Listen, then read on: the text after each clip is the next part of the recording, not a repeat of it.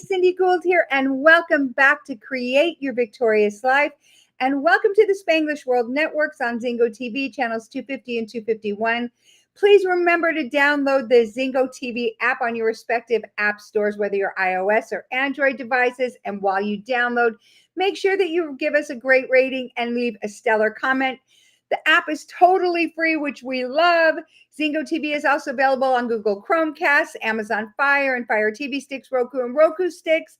Also on all smart TVs, not dumb, from 2016 and forward. And I am so excited because one of my favorite peeps in the whole world, Marcus Weiss from the Marcus Weiss Experience, is here. Yes, Fellow Joy Boy. Let me tell you a little bit about my pal Marcus, because I love him. Yes, motivational speaker, performer, director, actor, educator. Here's what I love, amongst many things.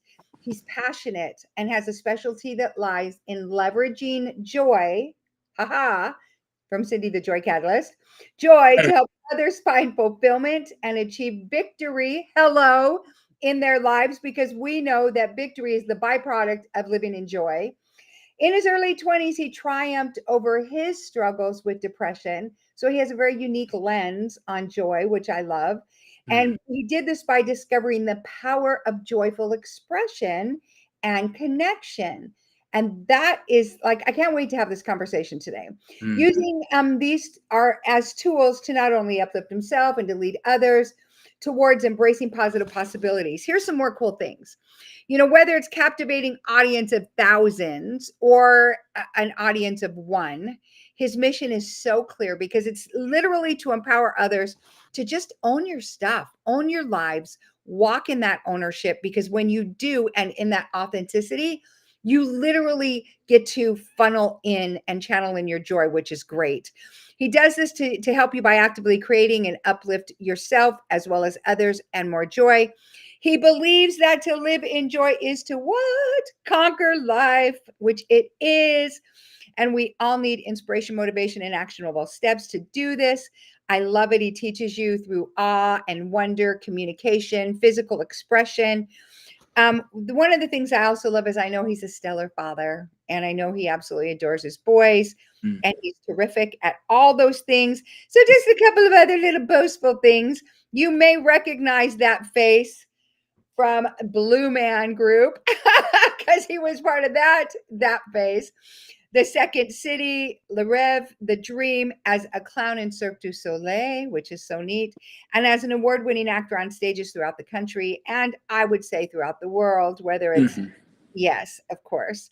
And his victories extend into education, where he has taught for institutions like Temple University, the University of Nevada, Las Vegas, College of Nevada, the Smith Center for the Performing Arts, with a BA from Dartmouth. Come on, blah, blah, blah. Give me more, give me more.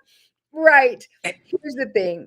His final thing in all of this, of course, is that the wind beneath his wings, propelling him forward. Of course, his wife, Anastasia, and his two beautiful boys.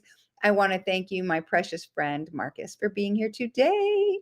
Thank you, Cindy. Thank you so much. I'm like, what is all that background about? And you'd hope that it would do something to uplift, well, I suppose myself, because it is my background, in the moment. I like to say in Beat of Joy, which is a session that I do twice a week, I always share with those I work with, it doesn't matter where you've been, right? Unless it informs or fuels the what? Here and now. Yep. You know, unless it affects how you show up now. And we can go into the past as inspiration and consider it the fuel that burned our fire to get here, or we can look at it and it can become the sandbag, right, of our lives. Right. And hopefully, you know, my background, when we share about, you know, where I've been, it inspires me. Hopefully it's fed me, it's nourished me to get to where I am now. And when people hear it, they can use it as, you know, as inspiration to encounter me. They can use it as inspiration and leave right now and go like, I'm going to go and watch Blue Man Group. Or what? I haven't thought of Dartmouth College in years. I'm going to go apply. So that it has nothing to do with me. So it's still really great that we share ourselves and celebrate our background, no matter where we are, because it can be, as long as we leverage it. And by that I mean as long as we use it as something to lift us and others, Yes. So Yes, yes, and yes. You know what I love? Okay, so I'm sitting here thinking as I'm sharing your background, and I'm getting excited by it. And I've read it a few times and then added my own things because I know you and I love you. I love you What I too. was thinking is, thank you. What I was thinking is, so for those of you that are watching now or in the future, and you're laying on your couch and you're eating your row of Oreos or your bag of Doritos, and you're like, "What the freak? I haven't done those things." Guess what? Here's what's so great about comparison, right? Because I love being able to look at all of that, and it gives me joy. Oh my gosh, look at the possibilities that are out there. Like I can compare myself to myself, as our mentor tells us, right? In the third for progress, but compare myself to you for possibilities, right? Or compare myself to others like, oh my gosh, look at all these cool things. I wonder what it takes to be in Cirque du Soleil, or or to create joy, or to leverage. And what I love about that word leverage is that there's so many neat things that we can leverage. Like we don't have to reinvent the wheel or walk through some really rough things when we leverage somebody else's lessons and outcomes, right? Right? You know Oh that. yeah. So how about, I know maybe we could just start even there if you're open to it. And you and I, because this is neuroencoding specialists, we really help people to look at what they really want, not necessarily stare at the past a lot. However, there are people that are watching now or in the future that I would love to be able to hear a little bit about, that might have struggled with depression or might be struggling with depression.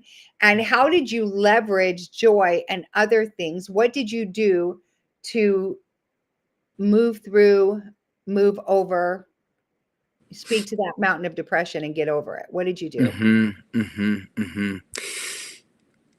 I think the operative word is do. Like, what did I do? And in my experience in depression, I had lost the ability to be connected to what I could do. I felt powerless. I felt like a leaf in the wind of life, that there was nothing I could do. And ultimately that led to a bit of a hopelessness because there was nothing I could do. And I didn't associate anything with doing, even though I stayed above ground. There was lots of things that I actually was doing that were life affirming, even though I didn't associate that with doing. What I associated with getting out of that hole was something huge, because I was in a hole and I knew I was in a hole. And so I was like, I need to do this huge thing to get out of this deep, deep hole. And that just seemed insurmountable. Right. And yet, what I would encourage anyone to do, like right now, in case your internet goes out, please allow me to invite you to consider that even listening to this, you're doing something. Yes. You're doing something. Acknowledge the fact that you're doing something.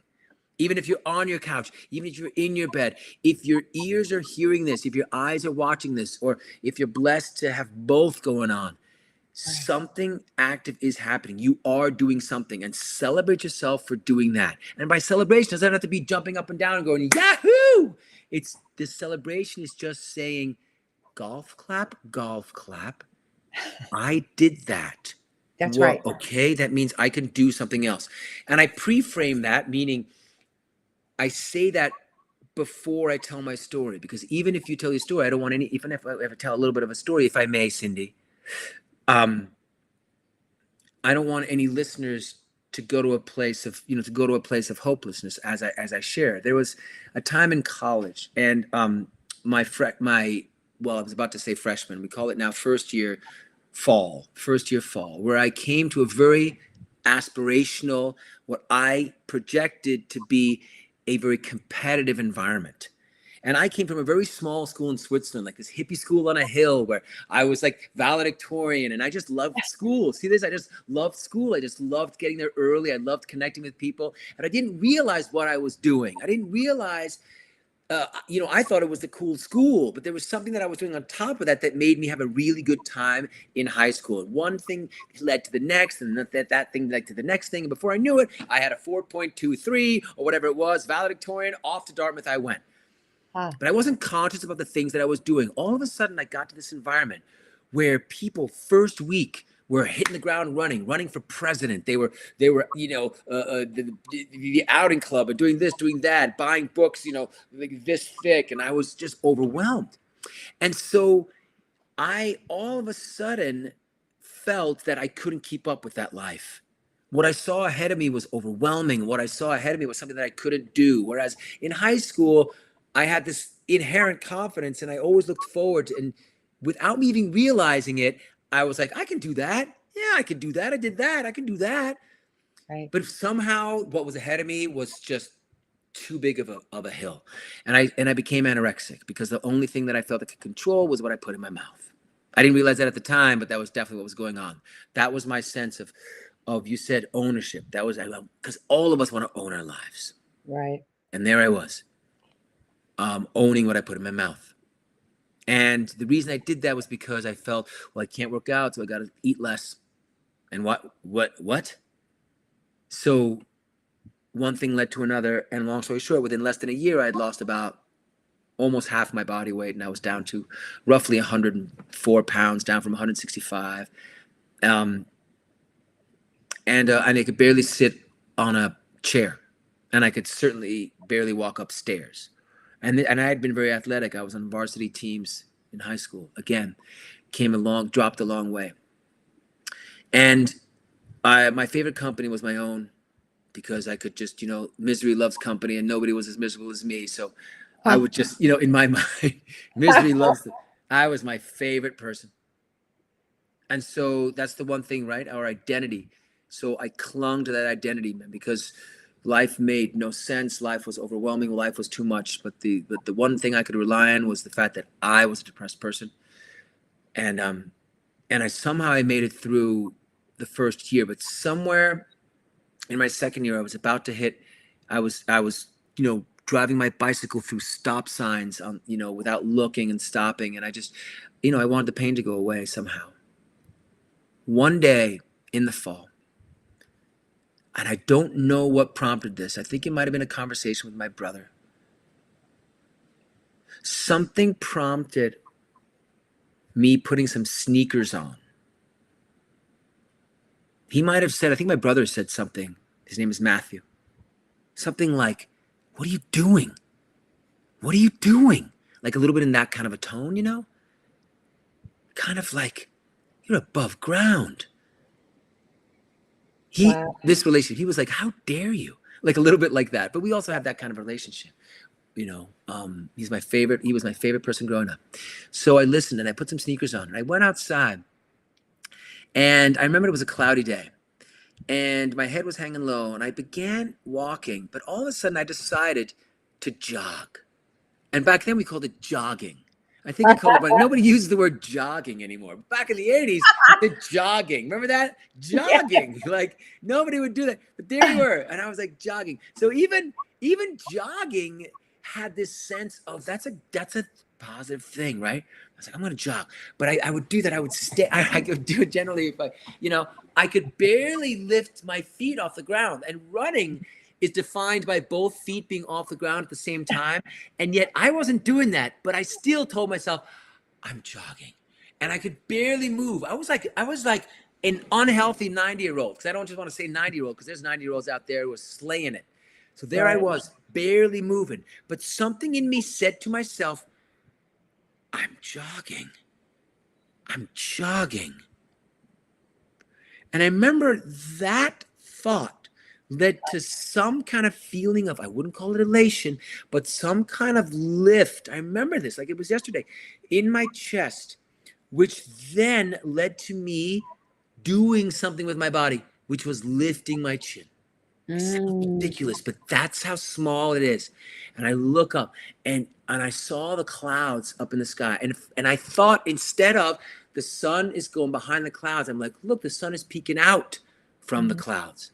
Mhm. And that was a turning point for me. Wow. And all of a sudden, I'm like, it's so cheesy, No, but it's not. it's that kind of revelation. But it started with me doing something which led to a different thought, a different feeling, a different action, which was me lifting my chin. And that's all it took. I Mhm. wasn't out of the huge hole, Cindy. I wasn't out of the huge hole by a long shot. But what it Right. did was it allowed me to look forward, because as I saw that sun, I began to jog a little more. And then I began to jog on a regular basis. I'm not saying I became a marathon runner, but what it did was it allowed me to look forward literally to like the next moment, which Right. then led to me looking forward, not in a hugely excited way, just to a possibility. There is a tomorrow. And tomorrow can be a little better than it was today. And what could be better out there than where I am now? I looked back to my brother who inspired me. He's a drama major, he's in theater. I'm going to do that because Ah, because joy came from him. He must have some kind of key. right. Right. And then see this face. I'm like, boom, eyes forward. Where am I going? Theater. And in theater, you're trained to, and this is where joyful expression comes in. You have a script in your head, which creates feelings in your body, which creates actions on stage, which essentially creates applause from the audience.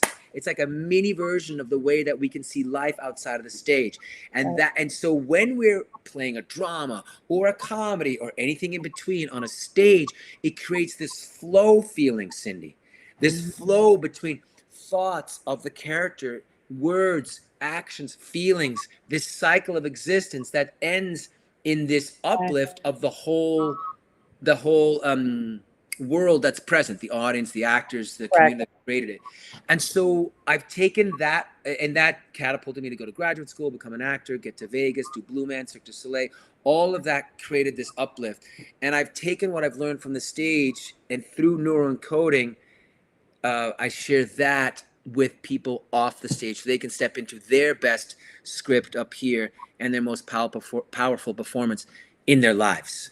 I So love it. I know it's a long story, and sometimes the Mm. journey is lengthy, but as long as it's going onward and upward in some way, doesn't matter how long it takes. It's about how Yeah. it feels. 100%. There's so many things, so many golden nuggets that you just shared. And one of them is I love how in alignment we are, and you and I both know that. I mean, in our Yeah, vision and our mission and those things. And yeah, as you were sharing, and then you said, and then your expression to the audience, and I was envisioning, of course, you being your most raving fan, you meaning all of us, we being our most raving fan, yeah. and the applause, the celebration that we give back to ourselves as we do those things. And you gave some extremely actionable steps that Mhm. you and I both know: as you think, so you feel; as you feel, so you do; as you do, so you have. Yeah, Thought, doing, action, result.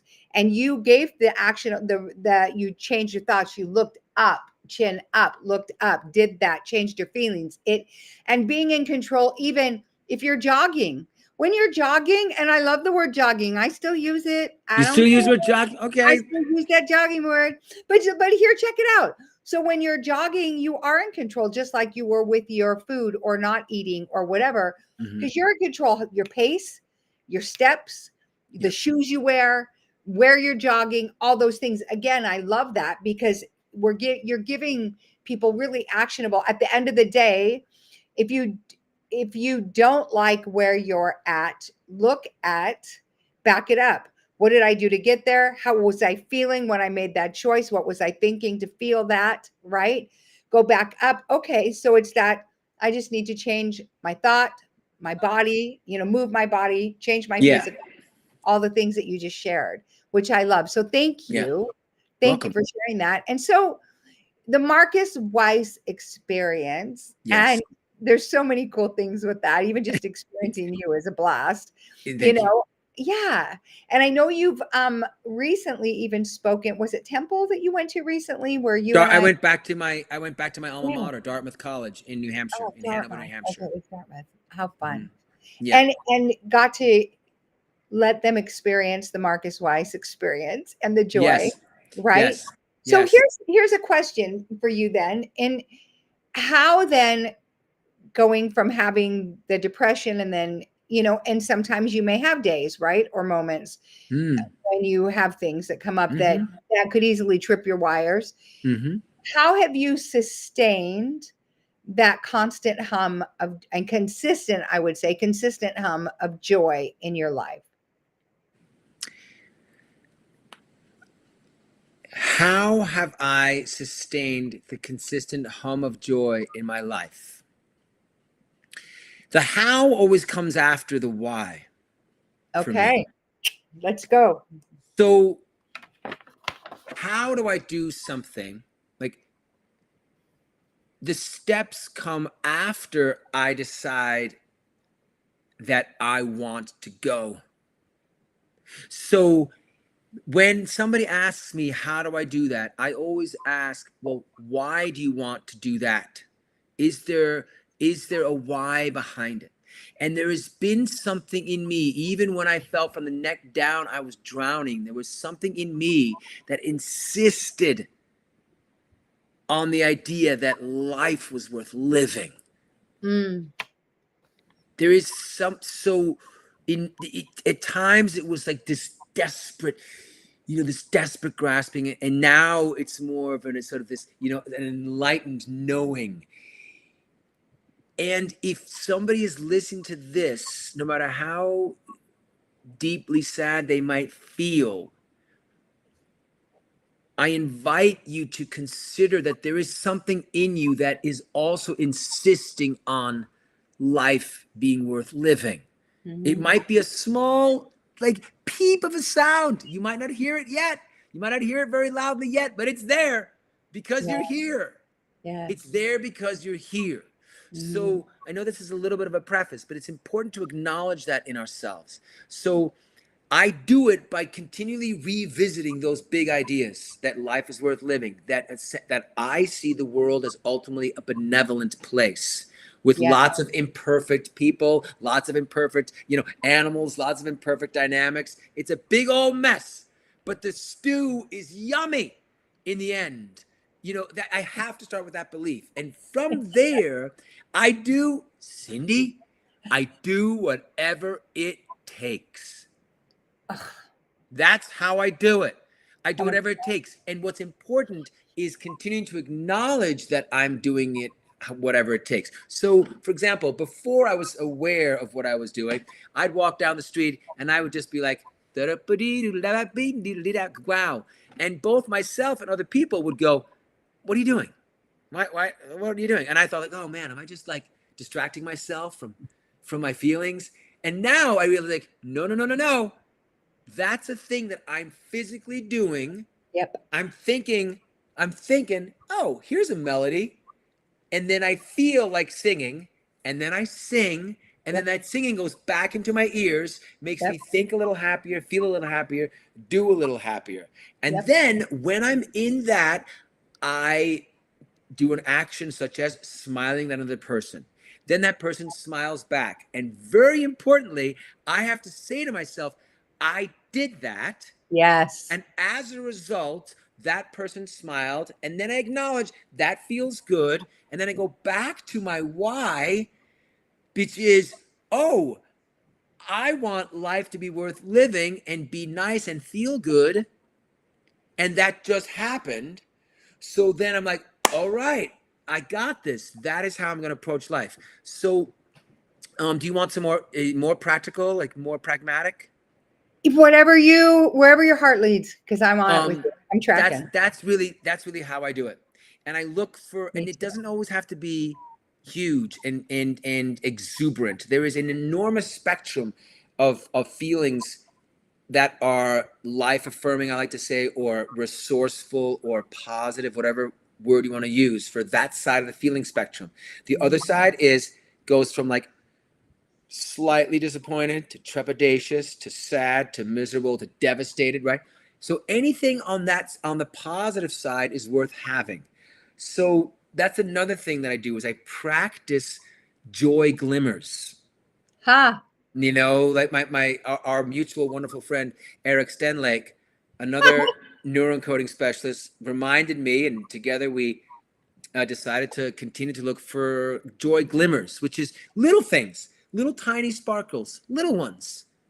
Yep. So they might not be exuberant, like yes, but they might just be like a hey there. But acknowledging that that's a glimmer, that that is on the positive side of the feeling spectrum, Yep. getting it, collecting it, and then that makes you want to maybe collect another one.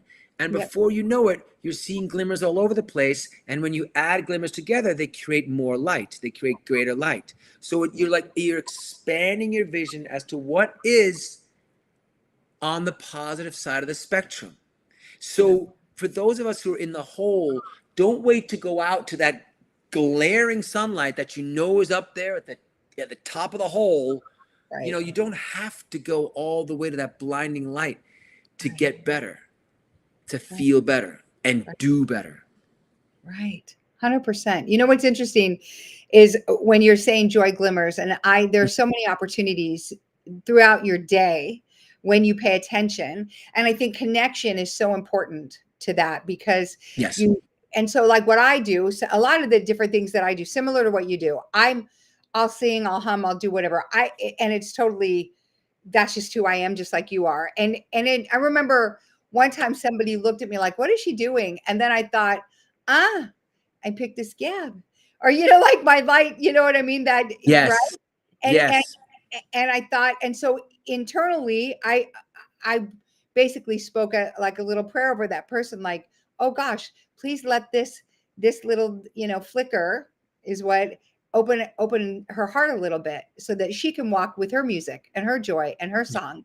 And Yeah. so like when I pull up to a grocery store or anything else, one of the things I do, and it's really consistent for me, is I download and I take a deep breath before I even get out of the car, and I do my best to be connected. Let me be connected so that I can walk in with joy and light and love, be available if somebody needs a smile. Let me, and what's interesting, and this is when those joy glimmers show up.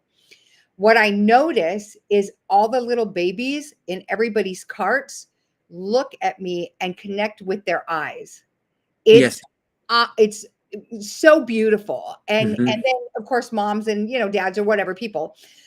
But I've recognized, especially with babies, it's just so, or children, they might be even fussing at their moms, and then I walk by and I just see this as I'm look, and our eyes connect, and they don't stop staring till we're far away, and I'm like, Mm. wow, this is cool, right? Because those are those little glimmers, and I like to stack them up on top of each other, right? Like you Right. said, and just become these bursts of, and I know that we're saying things that might be really foreign to a lot of people, and Yeah. yet you know, we know that where your attention goes, your energy flows, and intention and attention, right? When you put your intention there, that's great. But when you amp your frequency with your attention and you stay focused on that, I am not going to, I am joy filled, or I am joy full full. Mm-hmm. you Yes. know and you watch it, because everything that we want is already in the field. Everything we need is in that energetic field. All we are remotes. We just have to point and click, right, and get our frequency to align with that frequency, and it's there. So when I say things like that, and I know it seems really simple, and yet it is, may not always be easy based on how much static you got in your line. Like if you are struggling with depression or sadness or sorrow, or even simple things like you've got yourself or your family and there's way more month than money, or all those little things create that static in your line. So do you have a morning ritual or practice, an evening ritual or practice, a Mm-hmm. midday, something that you do Mm-hmm. that's a non-negotiable to keep you connected with Marcus, connected with joy, all of that? Mm. What do you do? Mm-hmm. Mm-hmm. Yes. Yes. Specifically, three things come to mind among the many. But when I wake up in the morning, because I don't wake up with vitality and energy, and I don't automatically wake up like that. Okay, I'm of an age. So I'm kidding. So when I wake up, I do something. which is, so it's become part of me, non-negotiable. I take my fingers, Cindy, put them up to my eyes like this, and I go, okay, weirdness warning, everybody. It's gonna be a great day. Amen. Like that. I do that on purpose with my hands because that's not an emotional thing. That doesn't take an emotional decision to make. I don't have to be convinced. I just have to move, and then move my mouth and my tongue to make the sound. It's gonna be a great day. And by doing that, what goes out here, what comes out here, goes in here, and my brain believes me for Yep. just a second, just enough. I don't have to shout, it's gonna be a great day, Yahoo! No, just enough to make me think just enough positively, to feel just enough positively, to stretch just enough. And Yeah. when I'm in that, my whole system is reminded, we're getting up. We're doing this. Just like we did yesterday, we're doing it again, That's y'all. And it's not jumping out of bed. It is it but it's reminding me of the process of what it's going to be. Now, of course, I say it's going to be a great day, not just it's going to be an okay day. It's going to be a great day. And so my brain then wants to prove itself right, because yeah. that's one of the most human things, is to latch onto your identity. So when I was depressed, I was like, it's going to be another terrible day. I'm a depressed person. And then I see something. Yep, that's Yep. right. It is a depressing world. I can't walk. Yep, my bottom hurts. Yep, I'm a depressed person. So I've come a long way. Erase that. Instead, it's going to be a great day. And then I see Cindy. Ah, proof it's a great day. There's my son. Yep. I mean, he's a teenager. Still, it's a great day. Still, it's a great day. Because so that's the first thing. And then of course I drink, a big glass of water with lemon in it and that kind of thing. Because I've said it's going to be a great day, and it's in me to now put something good in my body, life affirming in my body. It feels weird not to. So that's number one. Number two, during the day, I use something, and I know you've probably talked about this before, which is a stop technique. We don't have to go into details here, but I know you and I, when we work with people, we teach them this, which is interrupting patterns of negative thinking, or and if we have negative thinking, negative feeling, negative acting, is to somehow literally interrupt myself by changing my body position, saying the word stop out loud as I can. If I'm in public, I might just go stop. And then as I do that, I've distracted myself and therefore stopped myself from taking that action that's not going to help me. And then instead I put in there, I'm freaking amazing. And then I go, yes, which means that stopping it was a good thing. Then I applaud myself by either doing this or patting my back. I celebrate the fact that I just did that. It takes an acknowledgement, however, of the fact that we have something we want to stop. Because sometimes you get so emotionally involved, it's too late. We don't do it. Yep. Which is why I also rehearse that same technique during when something bad isn't happening, so that when the bad thing happens, my body already knows, oh, here it is, boom, so I react. And that's something that you and I can talk with people about if they connect with us. So so I interrupt. Whoops, my computer is moving. I interrupt my patterns. And the third thing I do at the end of the day is when I close my eyes, my computer is falling off. When I close my eyes, I don't review all the bad things that have happened. I don't close my eyes anymore and go like, thank God that day is over. Right. Because I just erased the whole good day by doing that. And I used to do that all the time. And I say this from experience, as you go to sleep, so you wake up. I do not believe of the fact that, oh, tomorrow's a new day, I'm going to wake up refreshed and I'm going to forget all about this. If you go to bed angry, you'll wake up angry. If you go to bed sad, you'll wake up sad. If you go to bed a little grateful, you'll wake up a little grateful. It doesn't have to be huge. So when you close your eyes, go back to the beginning of the day in your mind and look for those little joy glimmers. Look for those little things that went well. And before you know it, you're counting sheep. And it's also a great way to fall asleep. So that's what I do. Those are the three non-negotiables that I found have helped me the most. Thank you. Yeah. You know what I love too is when you did bring up the water, and the other day I was actually walking through the airport super tired, and I'm like, well, yeah, I traveled, I got up early, this and that. And I thought, and then I take a real quick inventory, like, why am I tired, so tired? I'm usually not. And I felt almost wiped out. It's like, Cindy, you hardly drank water. Yeah. Duh.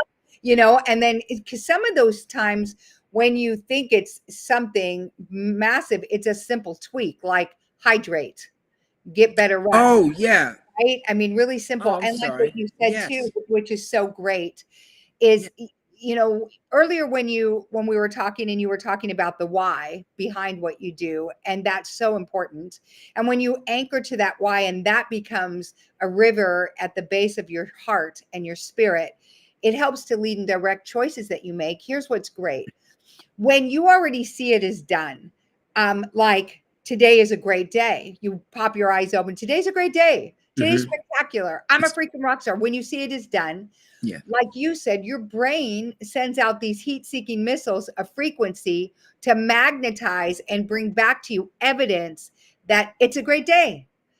It's our, Yeah. and people show up in your life. You get the best parking spot. You get, Yeah. you hit all the green lights. You're on time. You're early. You're not freaking out in the line at coffee. I mean, there's just all these great things. And likewise, like you said, and I'm just affirming, when you do, today's so sucky, I'm so tired, and you keep hitting that snooze button, because of all of that, right? Your brain will also show you the evidence. Oh, you're so right. And Hmm. Oh, yeah.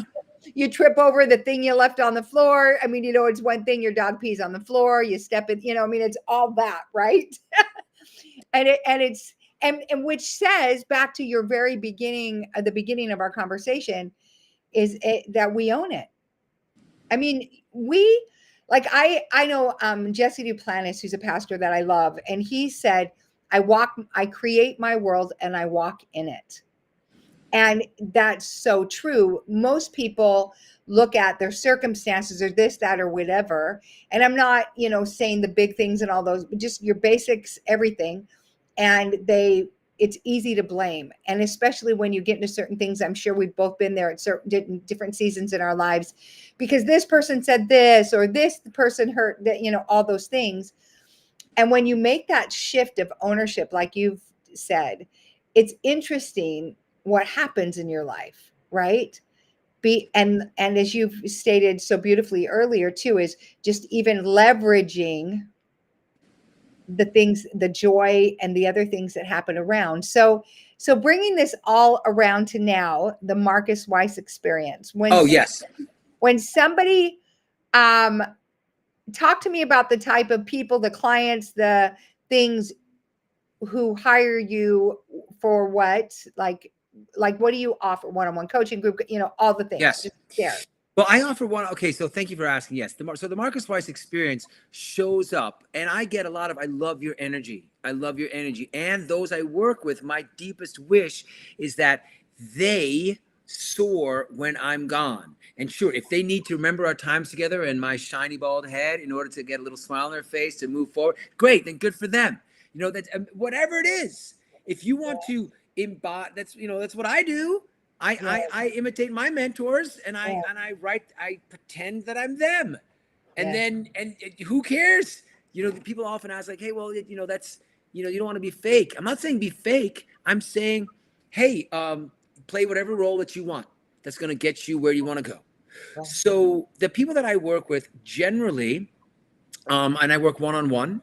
I work with corporate inspiration and team building, and I also, I'm a motivational speaker. I like to call myself a motivational performer as well. Wow. So I hold workshops and corporate workshops and that kind of thing. So I either and one on one group coaching, by the way, is something that I look forward to adding to the palette in the future. I love it. I love it, and I also do acting. Acting coaching in the parallel in my parallel universe as well. So and the people that I serve is midlife and beyond, who want to reclaim the happiness that they know they have inside them, Okay. who want to find, create, and sustain joy in a more regular basis. That's who I found resonates most with the work that I do. You know, I mean, I've had clients, and I work with clients who are younger. I go to schools. I teach children. I coach children as well. But those that resonate most are the ones within whom is this recognition that I want me some of that. Yeah. I want me some of that. So those who want to take it sort of to the next level. So those are those that I serve. And I show up as an experience in order to empower them to have an experience. So to find out, what is the Cindy Gould experience? What is Yeah. the experience that you want to have? What is the experience identity that you want to show up within the world? This is my version. This is my joy. I'm like a monkey, you know, or whatever. I'm a monkey. But there's elephants out there, there's sequoia trees, there's snails, and there's sunflowers. You know, who do you want to be? What is the role? What is that you want to play in your life? Right. And how can I help you prepare, rehearse, practice, get the tools, get the skills, whatever it is inside of you, so that when the curtain of your life goes up, you show up. Yeah. And when you show up in a certain way on purpose, with intention, attention, and therefore, frankly, in purpose, don't worry about the bigger, what's my purpose? When you do something on purpose, you're in purpose. You're on purpose. When you do that in a certain way, the world applauds you, just like it happens on stages. The world goes, you're good news. Connection, celebration, joy, what's next for us? And that is the greatest news of all. So those I work with in real time turn their lights on within them. They see that feels good. They see that awakens within the sessions this sense of light reflection. Like when you shine a light, it reflects back to you, which again gives you more energy and makes you look forward to doing that more. So I help people turn up, as I like to say, that inner pilot light of joy, and showing them how to do that. How, because you get back to how do you do that? I do it with, you know, we talk, we feel, and we do. And then we acknowledge that's happening, celebrate that we did it, and move on to real living in between. I love that. I love all of that. Does that make sense? And so much. And so in fact, it's funny, the joy experience. Can I share what's coming up for me?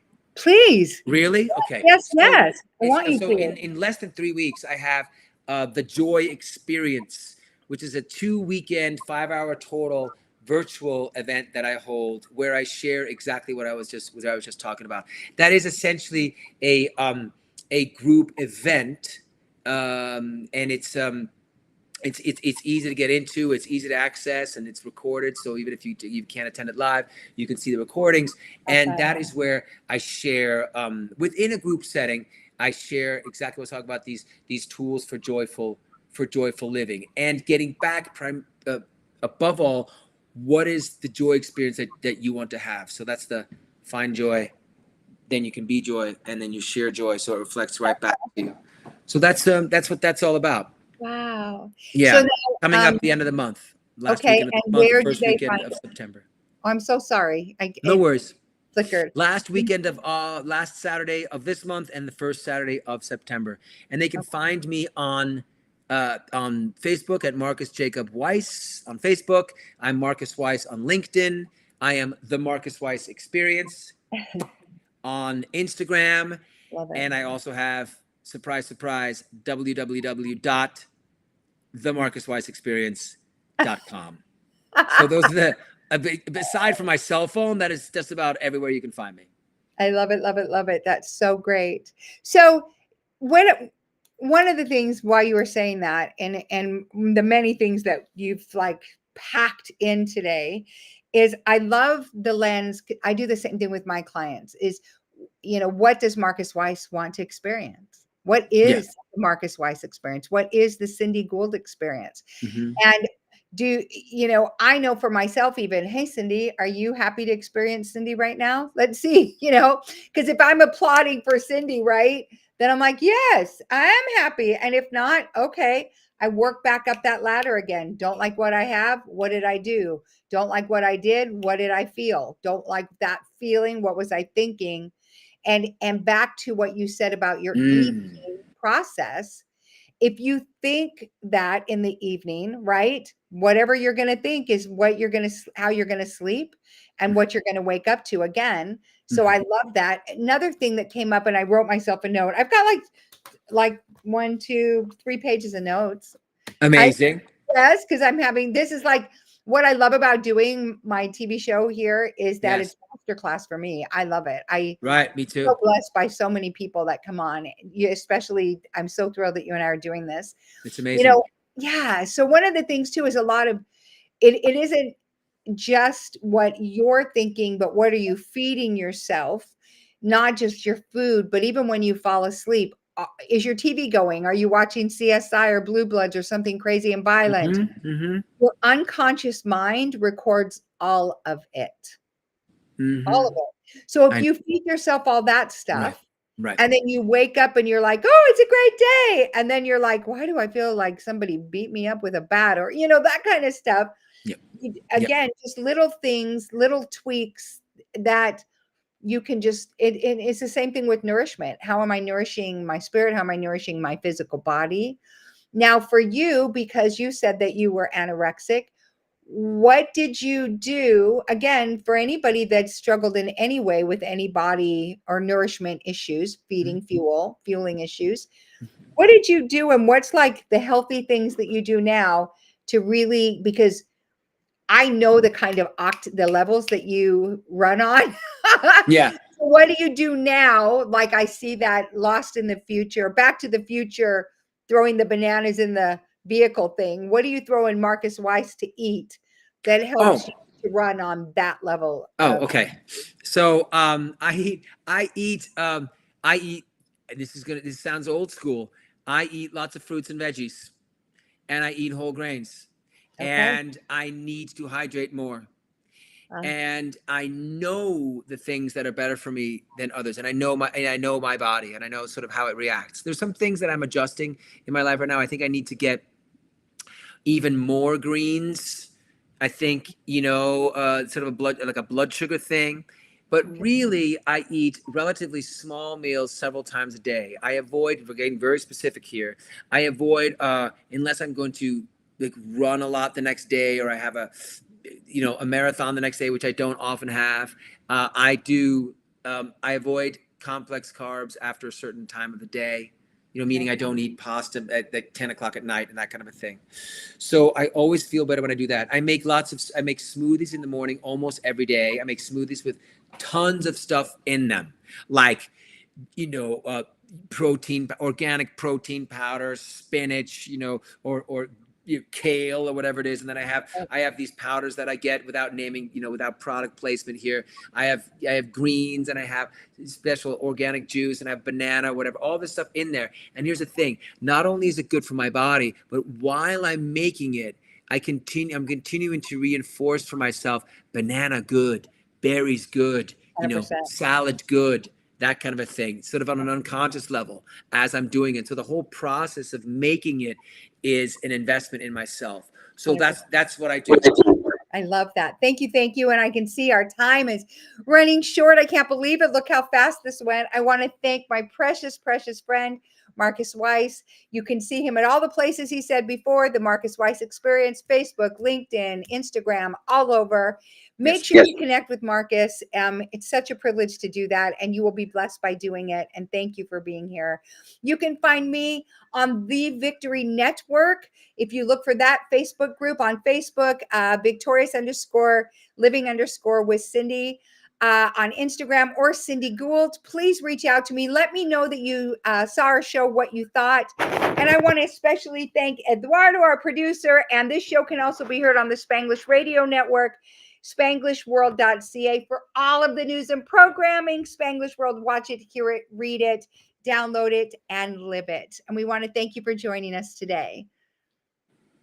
Go out and be victorious.